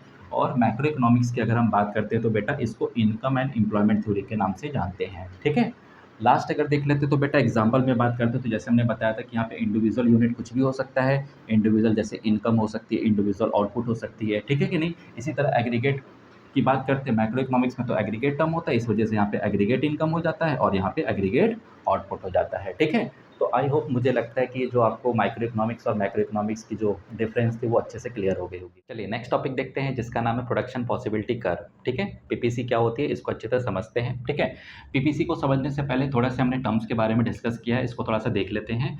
As a resources are scarce society is always force to make choice. ठीक है, यानी यहाँ पे बोला गया है कि अगर रिसोर्सेज हमारे क्या होते हैं, स्केयर होते हैं या लिमिटेड होते हैं, तो ऐसे कंडीशन में society always force to make choice. तो ऐसे कंडीशन में सोसाइटी को हमेशा क्या करनी पड़ती है, चॉइस करनी पड़ती है। क्या करनी पड़ती है, चॉइस। और इसके पीछे बेटा हमने डिस्कस भी किया था, इकोनॉमिक प्रॉब्लम में भी समझा था। ठीक है कि नहीं, अच्छे से। अब जहां पर भी सोसाइटी को क्या की जाती है, चॉइस करने के लिए मजबूर किया जाता है, तो ऐसे कंडीशन में बेटा एक टर्म क्या होती है, जन्म लेती है, जिसका नाम है अपॉर्चुनिटी कॉस्ट। ठीक है, अपॉर्चुनिटी कॉस्ट क्या होती है, it is the cost of next best alternative foregone. ठीक है, मतलब एक ऐसी कॉस्ट जहां पर आप अपने नेक्स्ट बेस्ट अल्टरनेटिव को क्या करते हो, फॉरगॉन करते हो। ठीक है कि नहीं, यानी अगर आपके पास ऑप्शंस होते हैं, अगर आपके पास क्या होते हैं, अल्टरनेटिव्स होते हैं, तो हर एक अल्टरनेटिव में से आप जो सबसे बेस्ट अल्टरनेटिव होता है उसे आप चूज करते हो। लेकिन जो भी चीज़ आप फॉरगॉन करते हो उसी को हम क्या बोलते हैं, अपॉर्चुनिटी कॉस्ट बोलते हैं। ठीक है कि नहीं?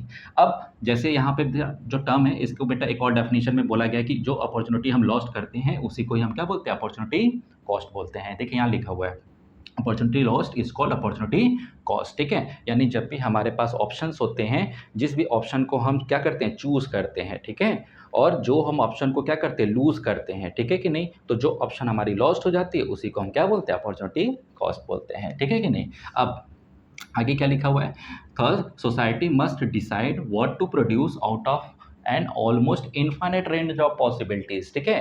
तो बेटा किसी भी सोसाइटी के पास अगर उसे क्या करना है, व्हाट टू प्रोड्यूस करना है, ठीक है, तो ऑप्शन में यहाँ पे दिखा है कि बेटा इसके पास जो वैरायटीज़ होती हैं वो कैसी होती है, इनफाइनाइट रेंज होती है, ठीक है कि नहीं। और हमने बेटा पीछे भी डिस्कस किया था कि हम आज चाहे तो बेटा हम सुई से लेके एरोप्लेन की चीज़ें बना सकते हैं, ठीक है कि नहीं। हाँ, तो ऐसे कंडीशन में हमारे पास पॉसिबिलिटीज़ क्या होते हैं, इनफाइनाइट होती हैं, ठीक है। तो जब हमारे पास पॉसिबिलिटीज़ इनफाइनाइट होती हैं तो यहाँ पर सोसाइटी को क्या करना पड़ता है, डिसाइड करना पड़ता है, और इसी से बेटा यहाँ पे एक जन्म लेता है जिसका नाम है प्रोडक्शन पॉसिबिलिटी कर्व, ठीक है। ये बेटा आपको चॉइस करने में मदद करता है कि जो भी आपके पास पॉसिबिलिटीज़ हैं, तो उस पॉसिबिलिटीज़ में आप कैसे अपने रिसोर्सेज़ को, अपने टेक्नोलॉजी को यूज़ करके कैसे आप इफ़ेक्टिव प्रोडक्शन कर सकते हो, ठीक है कि नहीं, जिसका नाम है प्रोडक्शन पॉसिबिलिटी कर्व, ठीक है। अब जो पीपीसी होता है, इसको बेटा हम लोग माइक्रो इकोनॉमिक्स का क्या बोलते हैं, हार्ट बोलते हैं, क्या बोलते हैं, हार्ट बोलते हैं, ठीक है। तो ऐसा क्यों बोलते हैं, तो बेटा ये टॉपिक को जब समझेंगे तो आपको क्लेरिफाई होगा, ठीक है कि नहीं। तो देखते हैं पीपीसी क्या होती है। It refers to the graphical presentation of possible combination of two goods, ठीक है। यानी पीपीसी क्या है, देखिए ध्यान से, प्रोडक्शन पॉसिबिलिटी कर्व, ठीक है। यानी यहाँ पे हम प्रोडक्शन करेंगे दो गुड्स का, पॉसिबिलिटी यानी अलग अलग कॉम्बिनेशन देखेंगे, और ये जो कर्व है बेटा ये एक तरह का क्या होगा, ग्राफिकल प्रेजेंटेशन होगा, ठीक है। यानी पीपीसी में बेटा हम लोग क्या पढ़ने वाले हैं, ग्राफ को रिप्रेजेंट करने वाले हैं, जहाँ पर हम क्या करेंगे, दो गुड्स के बारे में डिस्कस करेंगे, कम से कम दो गुड्स के बारे में डिस्कस करेंगे, और उसके अलग अलग क्या देखेंगे, पॉसिबिलिटीज़ देखेंगे, क्या देखेंगे, पॉसिबिलिटीज़, ठीक है। Combination of two goods that can be produce with given resources and technology, जहाँ पर बेटा जो भी हम गुड्स का क्या करेंगे, प्रोडक्शन करेंगे, उसमें जो लगने वाला रिसोर्स होगा वो कैसा होगा, गिवन होगा पहले से, ठीक है, और उसका हमें इफिशिएंट यूज़ करना है, ठीक है। और जो टेक्नोलॉजी होगी वो क्या होगी, कांस्टेंट होगी, क्या होगी, कांस्टेंट होगी, ठीक है। एक पर्टिकुलर पॉइंट ऑफ टाइम में जो भी हम चीज़ का प्रोडक्शन करेंगे तो उसके लिए बेटा हमें रिसोर्सेज की ज़रूरत होगी, और ऑब्वियस सी बात है जो भी चीज़ हम बनाएंगे उसके लिए हमें टेक्नोलॉजी चाहेगा, ठीक है। तो पीपीसी बस ये कहना चाहता है कि जब भी आप किसी चीज़ को प्रोड्यूस करोगे तो ऐसे कंडीशन में जो भी रिसोर्सेज होंगे और जो टेक्नोलॉजी होंगी वो क्या रहनी चाहिए, कांस्टेंट या गिवन होनी चाहिए, ठीक है। अब पीपीसी के बेटा देखिए कई सारे नाम होते हैं, जैसे प्रोडक्शन पॉसिबिलिटी फ्रंटियर या बाउंड्री, ठीक है। यानी जैसे पीपीसी यानी कर्व है, उसी तरह हम लोग फ्रंटायर भी बोलते हैं और उसकी बाउंड्री भी बोलते हैं, ठीक है। और बेटा दूसरे नामों से जैसे ट्रांसफॉर्मेशन कर्व, ट्रांसफॉर्मेशन फ्रंटियर या ट्रांसफॉर्मेशन बाउंड्री के नाम से भी जाना जाता है, ठीक है। तो जैसे हमने बताया बेटा कि जिसके बहुत सारे नाम होते हैं तो उसको हम लोग बोलते हैं क्या, दाता तेरे कई नाम, ठीक है। जैसे हमारे भी बहुत सारे नाम होते हैं, आपके भी कई सारे नाम होंगे, वैसे पीपीसी के भी क्या होते हैं, अलग अलग नामों से इनको जाना जाता है, ठीक है। अब पीपीसी के बारे में अगर डिस्कस हो गया कि डेफिनेशन क्या होते हैं, तो इसके कुछ अजम्पशंस होते हैं, मतलब पीपीसी को ग्राफिकल प्रेजेंटेशन करने के लिए, ठीक है, हमें कुछ चीज़ों को अज्यूम करना पड़ेगा। जैसे रिसोर्सेज क्या हैं, लिमिटेड रहेंगे, मतलब जो भी रिसोर्सेज हम यूज़ करने वाले हैं, ठीक है। जैसे दो गुड्स की बात कर रहे हैं तो ऑब्वियस सी बात है जो रिसोर्सेज होंगे वो पहले से गिवन होंगे, यानी लिमिटेड फॉर्म में होंगे, ठीक है, क्योंकि हमने पढ़ा था कि रिसोर्सेज क्या होते हैं, स्केयर होते हैं, क्या होते हैं, स्केयर होते हैं, ठीक है। अब एक पर्टिकुलर पॉइंट ऑफ टाइम में बेटा जो टेक्नोलॉजी होगी वो गिवन होगी या फिर कांस्टेंट होगी, ठीक है कि नहीं। तीसरा क्या बोला है, रिसोर्सेज आर फुली एम्प्लॉयड, इसका मतलब ये है बेटा जब भी हम किसी चीज़ का प्रोडक्शन करेंगे तो उसमें हम क्या करेंगे, फुली एम्प्लॉयड करेंगे, मतलब एक तरीके से फुलर यूटिलाइजेशन ऑफ रिसोर्स करेंगे, ठीक है। उसके बाद क्या लिखा है, there are only two goods, यहाँ पर अजम्पशन है, यानी पीपीसी में कम से कम हमें कितने गुड्स को लेके चलना है, दो गुड्स को, दो गुड्स से ज़्यादा हम लोग अगर लेके चलेंगे तो पीपीसी के जो चार्ट फ्लो है उसे हम रिप्रेजेंट नहीं कर पाएंगे, ठीक है कि नहीं। और यहाँ पर आपको मिसलीडिंग भी हो सकते हैं, क्योंकि जब वैराइटीज़ ऑफ गुड्स बढ़ेंगे तो वहाँ पर हमें चीज़ों को कैलकुलेट करने में थोड़ी प्रॉब्लम आ सकती है। इस वजह से कम हम दो गुड्स को लेंगे, जिससे आपको पीपीसी का एक चार्ट फ्लो समझ में आए कि कैसे हम कंपैरिजन करेंगे, ठीक है। आगे रिसोर्सेज आर परफेक्टली मोबाइल, ठीक है। इसका मतलब ये हुआ कि बेटा जो भी रिसोर्सेज होंगे, अगर हम गुड्स एक्स बना रहे हैं या गुड्स हम वाई बना रहे हैं तो वो मूवेबल होंगे, क्या होंगे, मूवेबल, यानी आप रिसोर्सेज को जैसे एक्स में यूज़ कर रहे हो वैसे ही रिसोर्सेज को गुड्स वाई में भी यूज़ कर सकते हैं, ठीक है कि नहीं।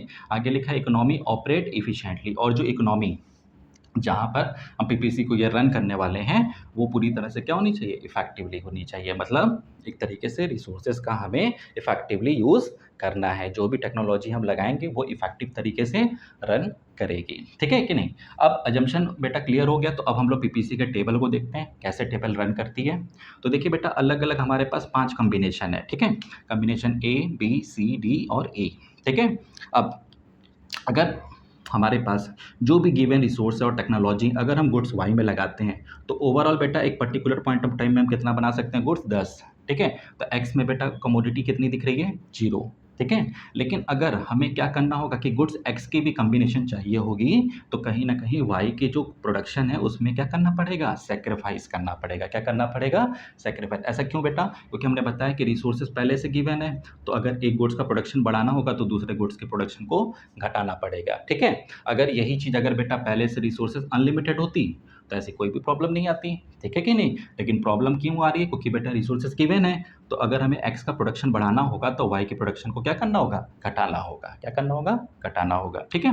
तो वैसे ही बेटा देखो 10 से 9 गए, तो प्रोडक्शन 1 ही इंक्रीज़ हुआ, 9 से 7 गए, तो प्रोडक्शन 2 के इंक्रीज़ हुआ, 7 से 4 पे गए, तो प्रोडक्शन 3 की इंक्रीज़ हुआ और 4 से बेटा 0 गए, तो हम प्रोडक्शन एक्स की कितनी बना पा रहे हैं? 4 बना पा रहे हैं। इससे ये पता चलता है बेटा कि अगर मैक्सिमम में एक्स का प्रोडक्शन करना भी होगा अपने गिवन रिसोर्स और टेक्नोलॉजी से, तो हम 4 यूनिट ही प्रोडक्शन कर सकते हैं, जिस वजह से वाई का प्रोडक्शन क्या दिख रहा है? 0 दिख रहा है। क्या दिख रहा है? 0 दिख रहा है, ठीक है? अब आगे बेटा पीपीसी जो शेड्यूल है यानी जो टेबल है, उसको अगर हम ग्राफ में रिप्रेज़ेंट करते हैं, ठीक है? तो देख सकते हैं बेटा यहाँ पर कॉम्बिनेशन ए, ठीक है? तो ये देखिए बेटा वाई एक्सिस है, ये क्या है? एक्स एक्सिस है, यहाँ पे गुड्स वाई है और यहाँ पे गुड्स एक्स है, ठीक है कि नहीं? तो बेटा हमने ये देखा कि गुड्स एक्स की जो कॉम्बिनेशन है वो बेटा 0 है और गुड्स वाई की कितनी है बेटा? 10। तो हमने देखो बेटा 10 पे यहाँ पे लाइन किया है, ठीक है?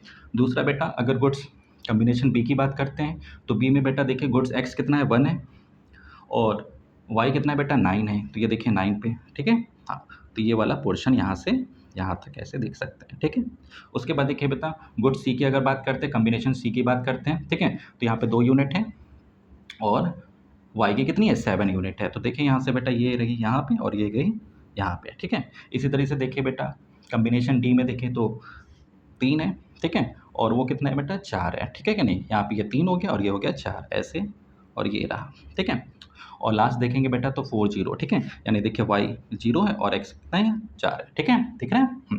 तो हमने बेटा इसी पॉइंट्स को क्या किया है? जोड़ा है तो एक कर्व बना है। क्या बना है? कर्व, ठीक है? ये जो शेप लाइक स्ट्रक्चर होता है ये कॉनकेव होता है। अभी हम लोग आगे जब प्रॉपर्टीज़ पढ़ेंगे तो वहाँ समझेंगे, ठीक है? तो ये को कर्व कैसे बनता है, ठीक है? अभी हमें ये समझना है बेटा कि अगर हम क्या करते हैं, यहाँ से देखिए बेटा नीचे गिर रहे हैं, तो यहाँ आगे बढ़ रहे हैं, यहाँ से नीचे गिर रहे हैं, तो आगे बढ़ रहे हैं, नीचे गिर रहे हैं, तब हम आगे बढ़ रहे हैं और नीचे गिर रहे हैं, तब हम आगे बढ़ रहे हैं, ठीक है? इससे क्या पता चलता है बेटा कि अगर हमें एक गुड्स का प्रोडक्शन बढ़ाना होगा, तो दूसरे गुड्स का प्रोडक्शन उतनी ही रेशियो से क्या होगा? घटाना पड़ेगा, ठीक है कि नहीं? तो पीपीसी आपको ये सब जानना चाहता है बेटा कि अगर आपके पास रिसोर्सेज़ गिवन है और टेक्नोलॉजी पहले से गिवन है, ठीक है कि नहीं? तो ऐसे कंडीशन में आप क्या नहीं कर सकते? रिसोर्सेज़ का अनलिमिटेड प्रोडक्शन नहीं कर सकते, ठीक है? अगर आपको किसी गुड्स का प्रोडक्शन बढ़ाना होगा, तो किसी न किसी गुड्स को कहीं न कहीं क्या करना पड़ेगा? सैक्रिफाइस करना पड़ेगा, ठीक है? यानी कहीं न कहीं कुछ पाने के लिए बेटा हमें क्या करना पड़ता है? कुछ खोना पड़ता है, ठीक है कि नहीं? तो पीपीसी वाला जो टॉपिक है बेटा हमको लगता है ये आपको क्लियर हो गया होगा, ठीक है?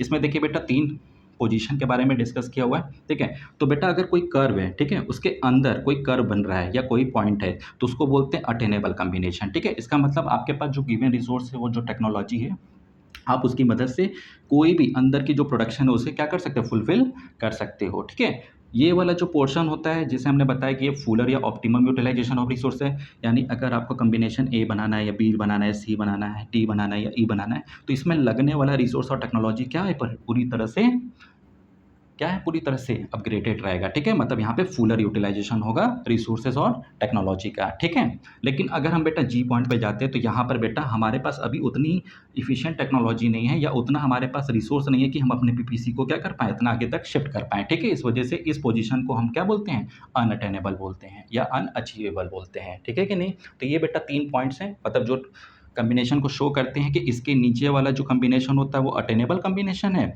लेकिन इसमें जो यूटिलाइज़ेशन होता है वो फुलर नहीं होता है, वो अंडर यूटिलाइज़ेशन हो जाता है, ठीक है कि नहीं? लेकिन ये वाला जो लाइन है इस पे अगर किसी भी तरह की पीपीसी के जो पॉइंट्स बनेगी, तो ऐसे कंडीशन में वो फुलर यूटिलाइज़ेशन ऑफ रिसोर्स कहलाएगा, ठीक है? और जो बियॉन्ड है हमारे कर्व की, तो वो हो जाता है अनरेबल कॉम्बिनेशन, ठीक है कि नहीं। तो पीपीसी का बेटा ये जो टॉपिक था, हमको लगता है ये समझ में आया था कि बेटा जो माइक्रो इकोनॉमिक्स में जो पीपीसी होती है वो हर्ट होती है, ठीक है कि नहीं। ऐसा हमने क्यों कहा था, देखिए बेटा, जब भी किसी का दिल टूटता है तो किसी न किसी का तो जुड़ता है, ठीक है कि नहीं।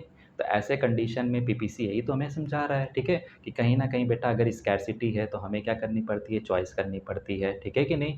और अगर कुछ पाना है तो कुछ खोना पड़ता है, ठीक है कि नहीं। अगर एक बेटा गेन करेगा तो दूसरे को कहीं न कहीं क्या करना पड़ता है, सैक्रिफाइस तो करना ही पड़ता है, ठीक है कि नहीं। और आपको भी पता है बेटा, अगर किसी के सपने हैं ना और कार खरीदने की, और कोई पर्सन बेटा कार खरीद लेता है, तो कहीं न कहीं बेटा किसी को तो चीज़ें मिल रही हैं, लेकिन किसी के तो सपने टूट रहे हैं ना। तो यही है बेटा पीपीसी, ठीक है। और यही बोला गया है कि जो पीपीसी होता है वो माइक्रो इकोनॉमिक्स से हर्ट इसी वजह से है बेटा, क्योंकि कहीं न कहीं बेटा ये कनेक्शन है दिल की, ठीक है कि नहीं। और जब भी किसी की दिल टूटेगी तो ऑब्वियस सी बात है किसी न किसी की दिल जुड़ेगी ही जुड़ेगी, ठीक है। टॉपिक देखते हैं जिसका नाम है एमओसी एंड एमआरटी, ठीक है। जैसे हमने अभी बताया था कि जो पीपीसी की जो शेप लाइक स्ट्रक्चर होती है वो कॉनकेव होती है बेटा। जो कॉनकेव स्ट्रक्चर जो बनती है वो बेटा इसी की वजह से बनती है, ठीक है। तो एक-एक करके समझते हैं एमओसी और एमआरटी, ठीक है। तो एमओसी का मतलब क्या होता है, मार्जिनल अपॉर्चुनिटी कॉस्ट, ठीक है। इसका मतलब क्या होता है कि MOC is the addition amount of one goods that we have to give up to produce one more unit of the other goods, ठीक है। इसका मतलब ये होता है बेटा कि एमओसी क्या है, addition amount of one goods, ठीक है। यानी कि जब हम एक गुड्स में क्या करते हैं, एडिशन करते हैं, क्या करते हैं, एडिशन करते हैं, तो बेटा कहीं ना कहीं दूसरे गुड्स में हम क्या करते हैं, गिव अप करते हैं, क्या करते हैं, गिव अप करते हैं, ठीक है कि नहीं। हाँ, तो इसी कंडीशन को हम क्या बोलते हैं, एमओसी बोलते हैं। क्या बोलते हैं, एमओसी, जिसका नाम है मार्जिनल अपॉर्चुनिटी कॉस्ट, ठीक है। और एमआरटी भी बेटा उसी की तरह ही होता है, बस इसमें क्या बताया गया बेटा कि एमआरटी इज द रेट या फिर ratio at which one goods is substituted for another goods, ठीक है। इसका मतलब ये हुआ कि जो एमआरटी होता है वो क्या शो करता है, रेट या रेशियो को शो करता है, किसके किसके बीच में बेटा, वन गुड्स को अनदर गुड्स के साथ। मतलब जो गुड्स होती हैं वो सब्सटीट्यूटेड होती हैं, ठीक है। और जब गुड्स सब्सटीट्यूटेड होंगी तो जाहिर सी बात है कि अगर एक गुड्स को हम क्या कर रहे हैं, बढ़ाएंगे, तो दूसरे गुड्स को क्या करेंगे, सेक्रीफाइस करेंगे। तो उसी रेशियो को, उसी रेट को हम क्या बोलते हैं, एमआरटी बोलते हैं। क्या बोलते हैं, एमआरटी बोलते हैं, ठीक है कि नहीं। अब इसी बेटा दोनों टॉपिक को बेटा हम एक टेबल से समझेंगे कि एमओसी और एमआरटी कैसे वर्क करता है, ठीक है। तो देखिए बेटा, जो हमारा टेबल था वो यही था, कॉम्बिनेशन देखिए A B C D E, ठीक है। गुड्स एक्स से ये है गुड्स वाई, ठीक है। अब यहाँ पे हमने देखो मूवमेंट बनाया है, ठीक है कि नहीं। जिससे बेटा ए के ऊपर हमें पता नहीं कि कौन सी कॉम्बिनेशन, इसलिए हमने डैश कर दिया है। अब देखेंगे बेटा, जब हम ए से बी में आते हैं, ठीक है, तो ए से बी में हमने आया तो बेटा ये देखे थे कि 10 यूनिट जब ए के पास थी और बी के पास जब गए तो 9 यूनिट हुई। तो जिससे बेटा क्या हुआ कि प्रोडक्शन एक जगह कम हुई तो एक जगह प्रोडक्शन क्या हो गई, बढ़ गई, ठीक है कि नहीं। तो जैसे बेटा हम ए से बी में गए तो हमने देखा कि गुड्स एक्स जो था वो 0 से 1 हुआ, यानी +1 हुआ। लेकिन बेटा 10 से 9 जाने पे बेटा गुड्स वाई क्या हो गया, डिक्रीज हो गया। क्या हो गया, डिक्रीज हो गया, ठीक है। इसी तरीके से आगे देखते हैं बेटा, जब हम बी से सी पे गए, यानी बी से सी पे गए तो अभी भी क्या हुआ बेटा, एक इंक्रीजमेंट हुआ कि नहीं। देखिए बी से सी में एक इंक्रीजमेंट हुआ, और लेकिन अगर वाई में देखा जाए तो कितने का डिक्रीजमेंट हुआ, 2 का हुआ, ठीक है। इसी तरीके से हम सी से डी में जाएंगे, तो सी से डी में जाने पे देखिए बेटा फिर इंक्रीजमेंट हुआ किसमें, गुड्स एक्स में, और वाई में बेटा कितने का डिफरेंस हुआ, 3 का हुआ, ठीक है कि नहीं। और डी से जब ई में जाएंगे, यानी डी से जब ई पे गए तो अभी भी देखिए बेटा एक का इंक्रीजमेंट हो रहा है एक्स में, और कहीं न कहीं बेटा वाई में कितना डिक्रीज़मेंट हो रहा है, 4 का, ठीक है कि नहीं। अच्छा, ये जो इंक्रीज़मेंट और डिक्रीज़मेंट है, वही बेटा यहाँ पर एमओसी को रिप्रेज़ेंट करता है कि अगर गुड्स, देखो लिखिए एमओसी ऑफ गुड्स एक्स, ठीक है। यानी अगर हम गुड्स एक्स का एमओसी निकालेंगे किसके कंपैरिज़न में, in terms of goods Y. तो यही हुआ था बेटा, गुड्स वाई को हमने क्या किया था, सैक्रिफाइस किया था, जिसकी वजह से गुड्स एक्स क्या हुआ था, गेन हुआ था, ठीक है। तो वही बेटा रेशियो को यहाँ पे बताया जा रहा है। देखिए जैसे पहले कॉम्बिनेशन में देखिए एक लूज़ हुआ, एक गेन हुआ, 1:1। यहाँ पे देखिए बेटा 2 लूज़ हुआ, 1 गेन हुआ, ठीक है, 2:1, ठीक है। इसी तरह देखिए बेटा 3 यहाँ पे क्या हुआ, लूज़ हुआ, यहाँ पे 1 गेन हुआ, 3:1, और यहाँ पे बेटा 4 लूज़ हुआ और 1 गेन हुआ, तो 4:1, ठीक है। तो इससे हमें क्या पता बेटा कि जो एमओसी है बेटा ये क्या दिख रहा है, बढ़ता हुआ दिख रहा है। क्या दिख रहा है, बढ़ता है। यानी जब हम कॉम्बिनेशन ए से कहाँ जाते हैं, कॉम्बिनेशन ई, ठीक है। तो MOC increases as we move from A to E, यानी जब हम कॉम्बिनेशन ए से ई की तरफ जाते हैं तो कहीं ना कहीं बेटा उसके मूवमेंट से क्या होता है बेटा, इंक्रीजमेंट होता है एमओसी के, ठीक है। और इसी की वजह से बेटा जो पीपीसी का जो शेप लाइक स्ट्रक्चर होता है वो कैसा बन जाता है, कॉनकेव बन जाता है। क्या बन जाता है, कॉनकेव बन जाता है। इसी चीज़ को बेटा हम लोग यहाँ पर अभी थोड़ा सा टेबल में, मतलब एक तरह से पॉइंट को यहाँ पे कंसीडर करेंगे, MRT on the the PPC, ठीक है। एमआरटी का जो इम्पैक्ट होता है वो पीपीसी पे कैसे होता है, ठीक है। जैसे बोला गया कि बेटा कभी भी एमआरटी क्या नहीं हो सकता, कांस्टेंट नहीं हो सकता। क्या नहीं हो सकता, कांस्टेंट नहीं हो सकता। क्यों? क्योंकि लिखा है it increases as we move from A to E, यानी जब हम ए से ई की तरफ जाते हैं तो ये क्या होता है, मूव होता है। क्या होता है, मूव होता है। दूसरा, at point A MRT is low, at point E MRT is high, यानी कि जब पॉइंट ए होता है तो एमआरटी की जो क्या है बेटा, एमआरटी कैसा दिखता है, लो दिखता है, लेकिन जैसे पॉइंट ई पे जाता है तो एमआरटी हाई हो जाता है, ठीक है। देखिए बेटा एमआरटी अगर ए की बात करते हैं तो इस समय देखिए लो है, और जब एमआरटी ई की बात करते हैं तो क्या है, हाई है। क्या है, हाई है। यानी ए से जब बी पे गए देखिए, और डी से ई की तरफ गए तो देखिए, तो यहाँ पे ये पता चलता है कि एमआरटी जैसे जैसे बढ़ेगा वैसे वैसे उसकी वैल्यू क्या होती जाएगी, हाई होती जाएगी, और जैसे जैसे एमआरटी पीछे जाएगा वैसे वैसे उसकी वैल्यू क्या होती चली जाएगी, लो होती चली जाएगी, ठीक है। और जैसे बेटा ये टर्म्स यूज़ हुआ है वैसे देखिए एमआरटी में भी टर्म यूज़ हुआ है कि MRT increases as we move from A to A, ठीक है। यानी एमओसी जो है और जो एमआरटी है वो बेटा अलग अलग नहीं, दोनों एक ही चीज़ है, ठीक है। बस यहाँ पर एमआरटी जो होता है वो दोनों के रेट या रेशियो को चेंज करके बताता है, और यहाँ पर ये बताता है कि जब हम एक एडिशनल यूनिट को इंक्रीज़ करते हैं तो दूसरे गुड्स को कहीं न कहीं गिव अप करना पड़ता है, यानी सैक्रिफाइस करना होता है अगर एक को गेन करना होता है, ठीक है। तो दोनों ही एक बेटा एक ही चीज़ है, और दोनों ही एक दूसरे के क्या होते हैं, इक्विवेलेंट ही होते हैं, ठीक है कि नहीं। तो मुझे लगता है बेटा ये वाला जो टॉपिक है एमओसी और एमआरटी वाला वो आपको क्लियर हो गया होगा इस टेबल से, ठीक है। अब जो पीपीसी हमने जो पढ़ा वो हमें क्या बताता है, तो देखिए लिखा है PPC tell us that because resources are limited, ठीक है। सबको पता है पीपीसी हमें ये बताता है कि जो रिसोर्स होते हैं वो लिमिटेड होते हैं, और we can not have more of one goods without giving up some of another goods. तो ये भी पीपीसी में सिखाता है कि अगर आपको एक गुड्स की डिज़ायर ज़्यादा है तो कहीं ना कहीं बेटा आपको क्या करना पड़ेगा, दूसरे गुड्स को गिव अप करना पड़ेगा, ठीक है। बिना गिव अप किए आप कभी भी किसी अदर गुड्स का क्या नहीं कर सकते, प्रोडक्शन नहीं बढ़ा सकते। क्यों? क्योंकि बेटा हमारे पास जो रिसोर्सेज हैं वो लिमिटेड है, ठीक है कि नहीं। आई होप बेटा ये जो पीपीसी वाली टॉपिक थी आपको बहुत अच्छे से समझ में आ गई होगी, ठीक है। अब हम इसके थोड़े से प्रॉपर्टीज़ और शिफ्टिंग और रोटेशन के बारे में समझेंगे। टॉपिक देखते हैं इस चैप्टर का लास्ट टॉपिक, जिसका नाम है कैरेक्टरिस्टिक और प्रॉपर्टीज़ ऑफ पीपीसी। एक एक करके समझते हैं क्या होता है, ठीक है। तो सबसे पहले बेटा पीपीसी की जो प्रॉपर्टीज़ होती है, PPC is a downward sloping, ठीक है। इसका मतलब क्या होता है कि जो पीपीसी का स्लोप होता है वो डाउनवर्ड होता है, किसके वजह से, more of one goods can be produce only by giving up some of another goods. वही चीज़ है, जब हम एक गुड्स को क्या करते हैं, प्रोड्यूस करते हैं मोर ऑफ वन गुड्स, तो कहीं ना कहीं बेटा हमें अनदर गुड्स को क्या करना पड़ता है, गिव अप करना पड़ता है, जिसकी वजह से इसका जो स्लोप लाइक स्ट्रक्चर होता है वो कैसा होता है, डाउनवर्ड होता है। कैसा होता है, डाउनवर्ड होता है, ठीक है। जैसे हमने देखा था कि एक तरफ सेक्रीफाइस हो रहा था तो दूसरी तरफ क्या हो रहा था, गेन हो रहा था, ठीक है। दूसरा देखते हैं पीपीसी जो शेप लाइक स्ट्रक्चर होता है वो कॉनकेव होता है ओरिजिन में, ठीक है। ये चीज़ हमने डिस्कस किया था, क्यों? क्योंकि due to increase in MOC या एमआरटी, यानी एमओसी या एमआरटी के इंक्रीज होने से क्या होता है, पीपीसी का जो शेप लाइक स्ट्रक्चर होता है कॉनकेव होता है। क्या होता है, कॉनकेव, ठीक है। अच्छा, इसमें एक और कंडीशन होती है बेटा, अगर मान लीजिए जो एमओसी की या जो एमआरटी की जो रेट है अगर वो क्या हो जाए, डिक्रीज हो जाए, तो इसका जो शेप लाइक स्ट्रक्चर होगा वो कैसा हो जाएगा, कॉन्वेक्स हो जाएगा। कैसा हो जाएगा, कॉन्वेक्स, ठीक है। अगर बेटा वही बोला जा रहा है कि एमआरटी जो होता है या जो एमओसी होता है अगर वो कांस्टेंट हो जाए, वैसे होता नहीं है, तो अगर अगर होता है तो ये बेटा कैसा हो जाएगा, स्ट्रेट लाइन हो जाएगा। कैसा हो जाएगा, स्ट्रेट लाइन, डाउनवर्ड स्लोप हो जाएगा, ठीक है। तीसरी प्रॉपर्टीज देखते हैं। अच्छा, यही बताया बेटा कि इसका जो कॉनकेव शेप होने का जो ओरिजिन यहाँ बोला कि इंक्रीज ऑफ एमओसी है, that is more and more unit of one commodity are sacrifice to gain an additional unit of another commodity, ठीक है। जितना ज़्यादा आप क्या करोगे, किसी एक गुड्स को सेक्रीफाइस करोगे उतना ही ज़्यादा अनदर कमोडिटी में क्या दिखेगा, गेन दिखेगा, जिसके वजह से पीपीसी का जो शेप लाइक स्ट्रक्चर होता है वो कॉनकेव होता है, और एमओसी और एमआरटी के बढ़ने की वजह से, ठीक है। नेक्स्ट देखते हैं बेटा PPC touches both the axis, ठीक है। यानी पीपीसी बेटा देखिए दोनों एक्सिस को टच कर रहा है, वाई एक्सिस को भी और एक्स एक्सिस को भी कर रहा है, ठीक है। क्यों? देखिए लिखा है it show the maximum production of one goods when the another goods is zero. हमने ये देखा था ना कि यहाँ पर बेटा जब हम क्या कर रहे थे, देखिए 10:0 का था, ठीक है। यानी हमने देखा था कि जब x की क्वांटिटी 0 थी और y की क्वांटिटी कितनी थी, 10 थी, ठीक है। तो यहाँ पे ये बता रहा है कि अगर हम एक गुड्स का प्रोडक्शन यानी पूरी रिसोर्स और टेक्नोलॉजी किस पे लगा दें, y पे लगाते हैं, तो कहीं ना कहीं x की क्या होगी, या जो कमोडिटी x थी उसकी वैल्यू क्या दिखेगी, 0 दिखेगी, ठीक है। तो हमने क्या अचीव किया था, एक्स एक्सिस, यानी देखिए यहाँ पे वाई एक्सिस पे हमने क्या किया, इसको टच किया, और ये चीज़ उल्टा हो रहा था 0:4 ना।